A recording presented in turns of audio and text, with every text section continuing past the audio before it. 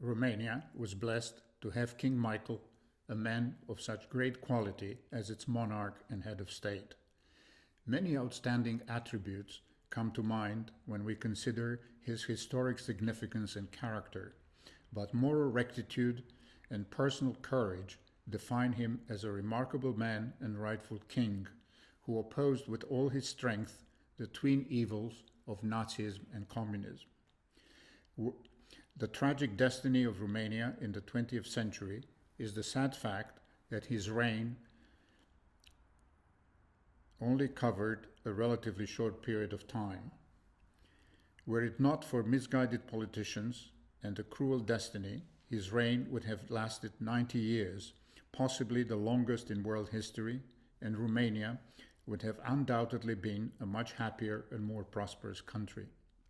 The king used to remark with irony that he was born in 1921, the same year when the Romanian Communist Party was founded. He was very proud that, contrary to expectations, he outlived the latter by a wide margin. With the benefit of historical perspective, how small and villainous were those who removed the king in 1947, persecuted him, and prevented him from taking his rightful place even after the fall of communism. By contrast, King Michael is today recognized and revered as the greatest Romanian of his century and will forever occupy an indelible place of honor in history. King Michael's first reign under a regency lasted from 1927 to 1930. With his father living in self-imposed exile, he spent his early formative year exclusively under the positive influence of his mother, Queen Helen. It's impossible to overestimate the importance of this exceptional woman in forming the king's character. She instilled in him his steadfast sense of duty, his moral values, and norms of personal behavior that guided him throughout his life, and it was she who encouraged his resolve and provided steady support during the many trials that the destiny had in store for him. King Michael's first reign was followed by the so-called Restoration of 1930, the return of Prince Carol to Romania, his removal from the throne, and his father's coronation as Carol II. What followed was a painful decade for the young Crown Prince, Michael.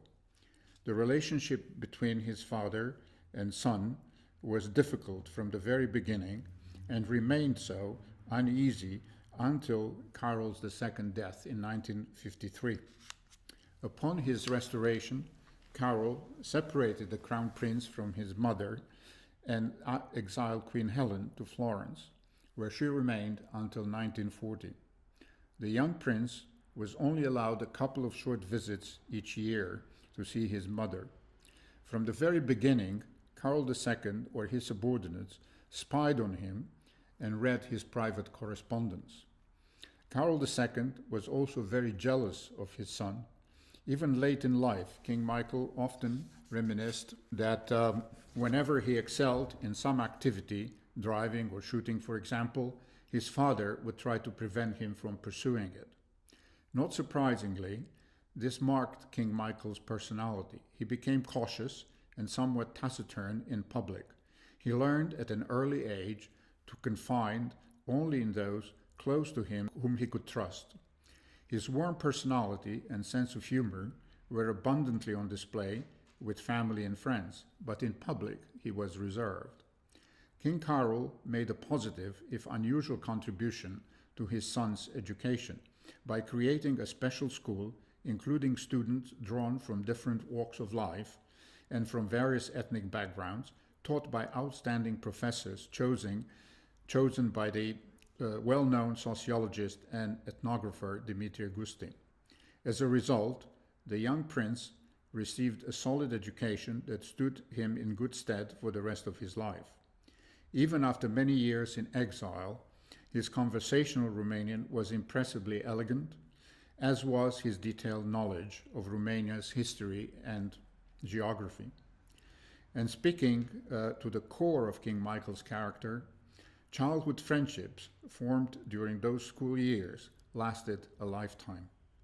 As the king's funeral, one of the most moving moments was the arrival of Lasker Zamfirescu in his wheelchair, the last survivor of his school, who had come with tears in his eyes to pay his respects to his old school friend. King Michael's second reign, from September 1940 to December 1947, started with the rise to power of the Iron Guard, soon to be replaced after a bloody battle by the military dictatorship of General Antonescu. Without consulting or even informing the king, Antonescu entered into an alliance with Hitler and engaged Romania in the war alongside Germany, placing Romania in the invidious position of being at war not only against Soviet Russia, but also against its traditional Western allies. Antonescu's regime, encouraged by its Nazi mentors, unleashed savage persecutions against ethnic minorities, especially against the Jews. Thousands of Jews were deported to Transnistria, where many of them perished of disease and starvation, or were simply murdered. Queen Helen, together with the king's active support, intervened to stop the deportations and to repatriate those already deported. Together, they organized substantial shipments of food and medicine to Transnistria. In defiance of official policy, the Queen Mother and the King took major personal risks to assist the Jews. When their actions were discovered by Adolf Eichmann, they were threatened by Antonescu. They remained undeterred to save as many lives as they could. For their unflinching courage and humanity, they earned a special role in history. Indeed, in 1993, Queen Helen was posthumously enshrined at Yad Vashem as a righteous among nations. As often happens in periods of extreme darkness, there were also sparks of bright light. One such spark was the friendship forged during the war between King Michael of Romania and Romania's chief rabbi, Alexandru Shafran, a friendship that lasted until the rabbi's death in 2006. During the war, they worked successfully together to serve the lives of thousands of innocents. As fate would have it, in post-war, Shafran became the chief rabbi of Geneva, where King Michael lived in exile and where they remained in close contact. On 23 August 1944, at the age of 22, King Michael organized a successful coup against Antonescu, broke the alliance with Nazi Germany, and engaged Romania in the war on the side of the United Nations. World War II historians have acknowledged that King Michael's actions, both necessary and beneficial for Romania, shortened the war by 6 months. Bloody and destructive battles on Romanian territory were greatly avoided.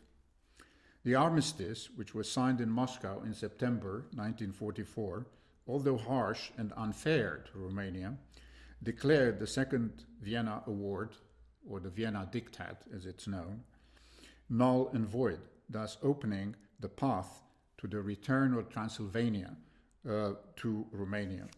The fact that King Michael succeeded in his actions on August 23rd is nothing short of astonishing. The young king acted almost alone, showing incredible presence of mind in fast-moving circumstances. His prestige and his trust and respect by the Romanian society explain why the Romanian army, without hesitation, followed his orders to oppose the Nazi troops and to expel them from the territory of Romania. When Hitler learned of the arrest of Antonescu, he instructed his subordinates to install a puppet government in Bucharest led by a general loyal to Germany. No such general could be found.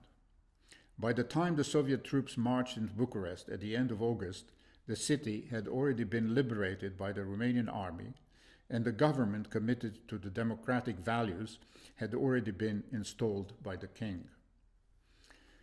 It is relevant to look at the 23rd August coup in its historical context. In July 1943, the King of Italy attempted a similar action by arresting Mussolini, but then he vacillated. The Germans freed Mussolini, occupied Italy, establishing a defense line north of Naples, and the war continued on Italian territory with devastating consequences and loss of life until May 1945. In March 1944, in Hungary, Admiral Horthy attempted to break the alliance with Germany, but he failed, and the Germans arrested him and installed a brutal pro-Nazi government. The Hungarian Jews, who until that point had been spared, were deported and most of them perished.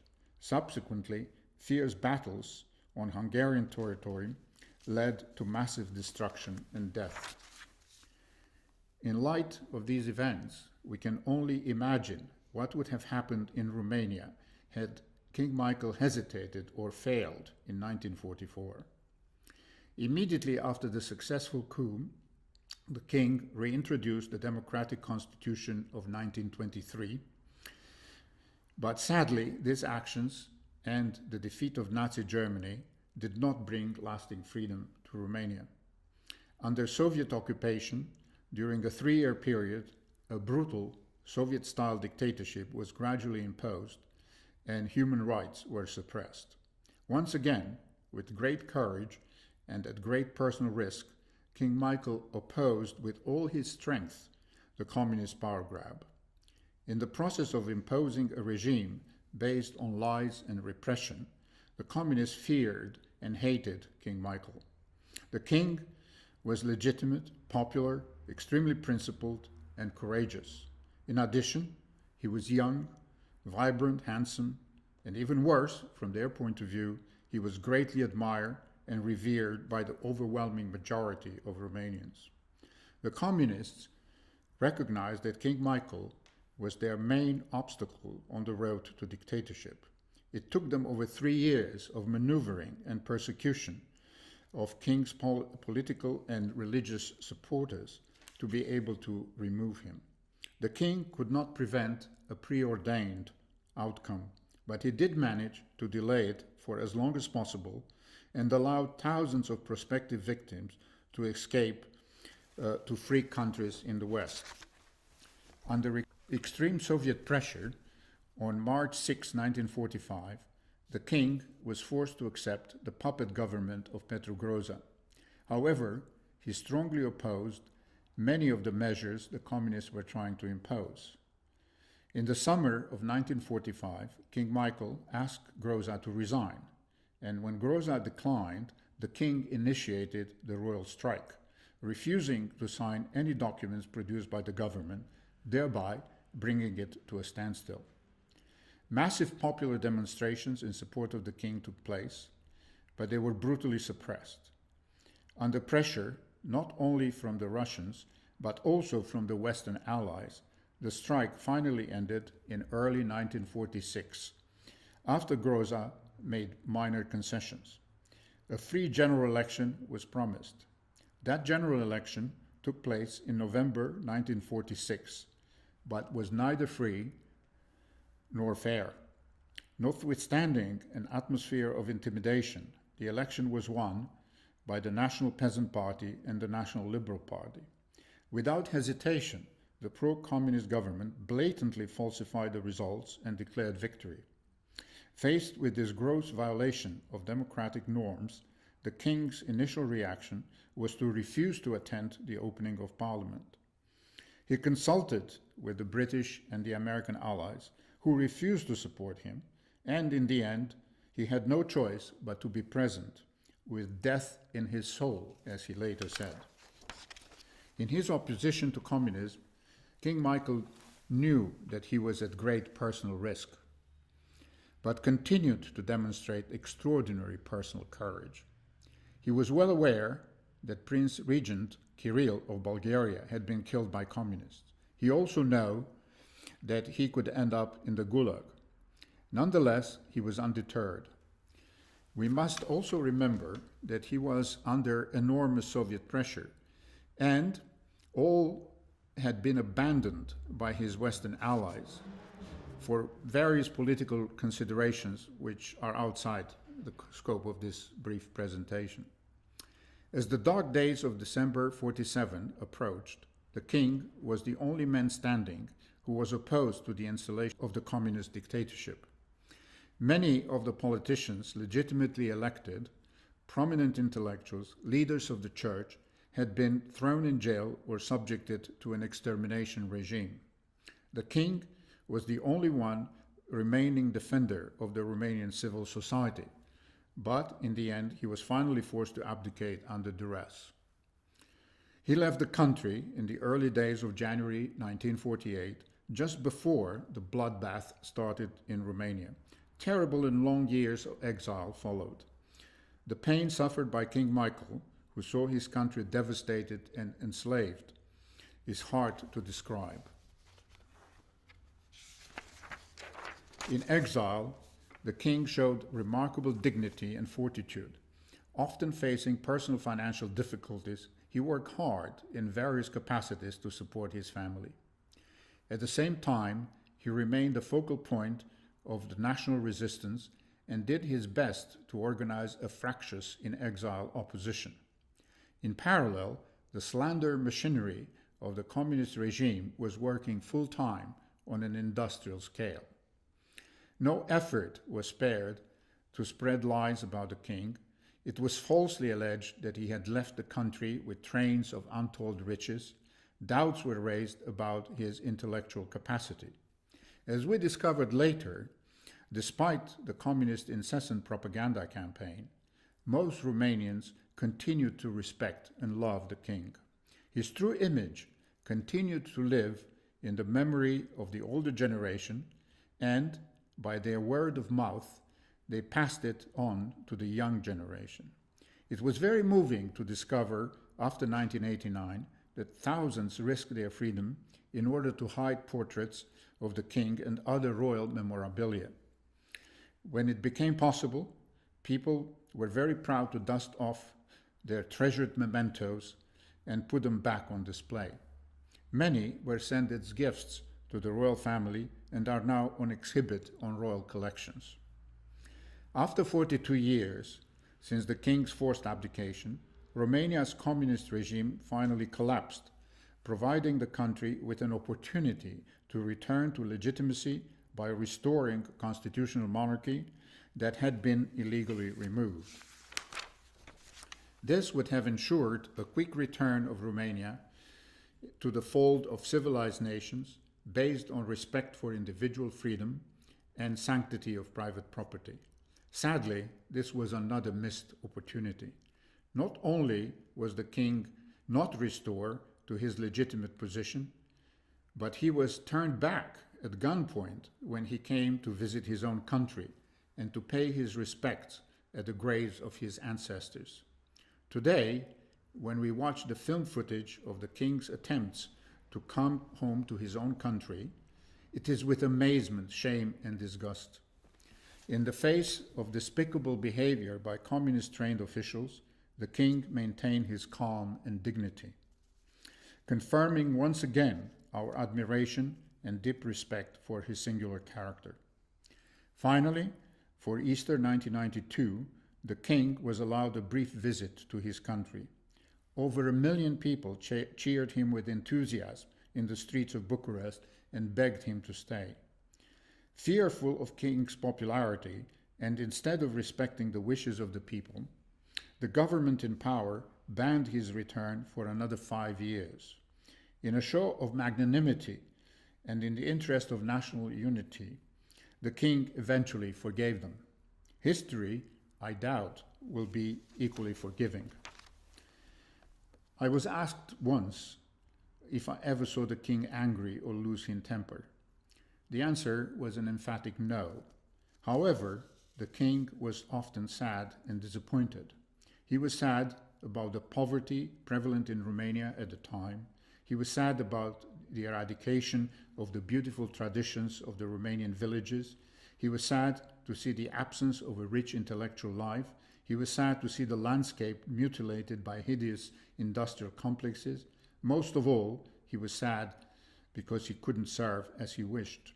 It was extraordinary to see this great man concerned that he had not done enough for his country. In 1997, the newly elected government invited the king to return permanently to Romania and re-established his Romanian citizenship, which had been removed by communists. At that time, Romania already had a new constitution envisaging a presidential republic. The Romanian people were never given the opportunity to choose in a referendum between a constitutional monarchy and a republic.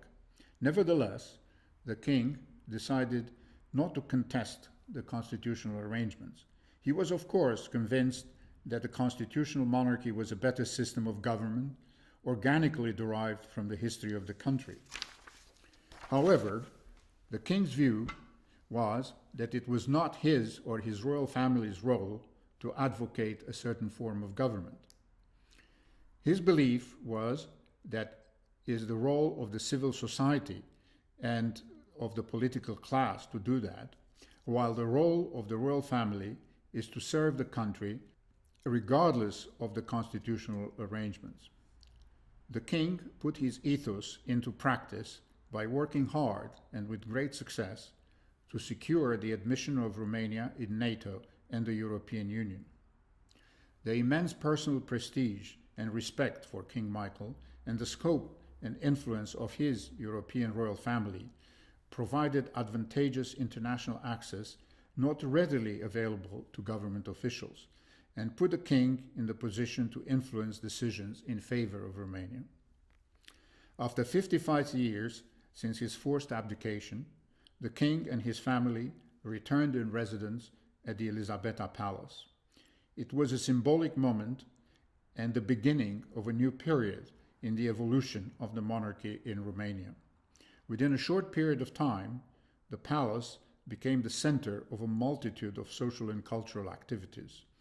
Here, the king and the royal family were able to receive members of other royal families and foreign dignitaries. In turn, they traveled extensively abroad, promoting the country's interest in a manner usually associated with the reigning royal families. Many beautiful royal traditions were revived, including the festivities of May 10, Royalty Day. These events were attended by many, proud of their traditions, who were eager to see the king and express their strong feelings of national unity. The king was well aware that in a democracy there are many political parties representing a range of opinions engaged in sometimes heated debates.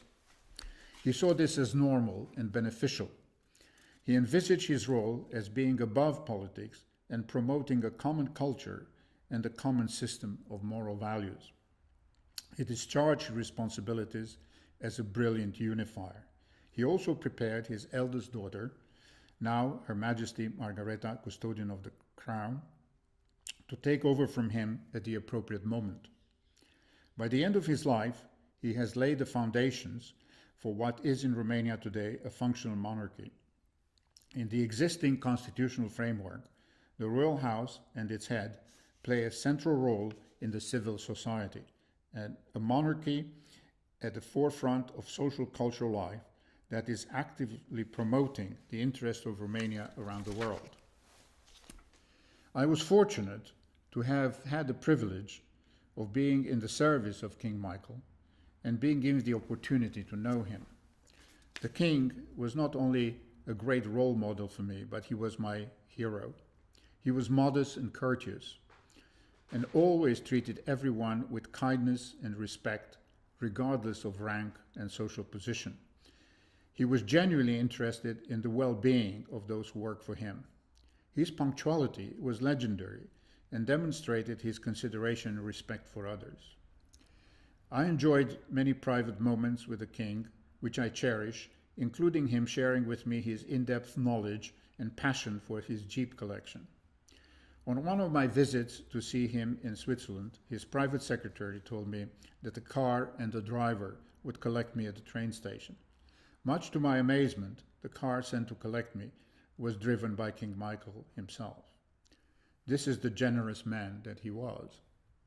When the king died on December 5th, 2017, and later laid to rest at Curtea de Argeș on 16th of December, a period of mourning and reflection followed, which gave the Romanian people the opportunity to express, very movingly, their love and respect for the king. It was a landmark moment, heavy with symbolism. The hundreds of thousands who came to pay their respects as the king was lying in state, or who attended the impeccably organized funeral service, were a vivid expression of the final rejection of the communist past and of the reaffirmation of traditional moral and religious values. The funeral was attended by senior members of Europe's most eminent royal families, heads of state and foreign dignitaries, testifying to the king's international prestige and their respect for this great man. The heartfelt outpour of emotion was overwhelming and uplifting. The country had not seen anything similar in nearly 100 years. Those of us old enough to remember the funerals of communist leaders know that the participants then were forced to attend, and their expression of sadness was fake. Not one person in the huge crowds that attended the king's funeral was forced to be there. They all came because they wanted to be present. Their feelings and emotions were genuine. Recently, rewatching one of the TV reports of the funeral, I noticed a young man speaking to a reporter. He said, "The king's death marked the beginning of his third reign." How true. Not a temporal reign, but an eternal one that lives in the hearts and minds of his people.